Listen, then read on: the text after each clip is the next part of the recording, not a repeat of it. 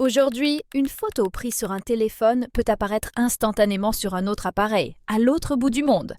Ce phénomène semble banal. Pourtant, il repose sur une transformation majeure de l'informatique, le cloud computing. Mais que signifie réellement le cloud? Est-ce une avancée technique neutre ou une nouvelle forme de centralisation numérique? Pendant des décennies, l'informatique était locale. Les données étaient stockées sur un disque dur, les logiciels installés sur une machine précise. Cette approche avait des limites factuelles. Panne matérielle, coûts élevés, difficultés de collaboration, perte de données fréquentes. À mesure qu'Internet se généralise dans les années 2000, une question apparaît. Pourquoi chaque ordinateur devrait-il tout faire seul?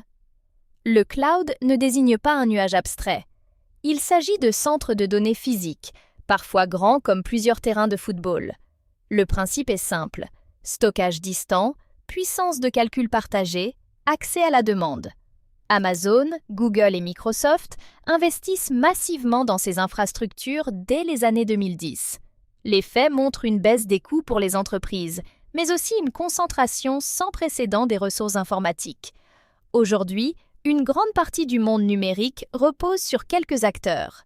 Messagerie, jeux vidéo, streaming, administration, hôpitaux. Lorsqu'un service cloud tombe en panne, ce sont parfois des millions d'utilisateurs qui sont impactés simultanément. Les faits sont mesurables. Dépendance accrue, perte de contrôle sur les données, localisation parfois floue des serveurs. La question n'est donc plus technique, mais stratégique. Centraliser les données, c'est aussi centraliser les risques. Cyberattaques, fuites massives, surveillance potentielle. Contrairement à une idée répandue, le cloud n'est pas automatiquement plus sûr. Il est plus professionnel, mais aussi plus ciblé. La dépendance à quelques fournisseurs pose une question d'avenir. Que se passe-t-il si l'accès est coupé? L'histoire de l'informatique montre un mouvement cyclique. Centralisation, puis décentralisation, puis centralisation à nouveau. Le cloud a permis des avancées réelles, mesurables, incontestables. Mais il redéfinit aussi la notion de propriété numérique. La question n'est pas de savoir si le cloud est bon ou mauvais.